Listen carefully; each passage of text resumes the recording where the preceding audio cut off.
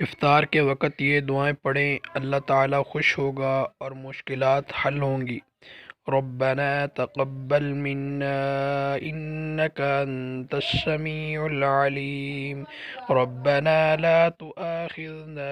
إن نسينا أو أخطأنا،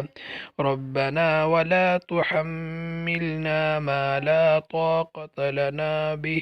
ربنا لا تزغ قلوبنا بعد إذ هديتنا، ربنا اغفر لنا ذنوبنا وإسرافنا في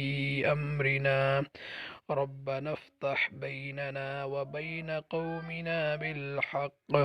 ربنا أفرغ علينا صبرا وتوفنا مسلمين، ربنا لا تجعلنا فتنة للقوم الظالمين، ربنا اغفر لي ولوالدي وللمؤمنين يوم يقوم الحساب۔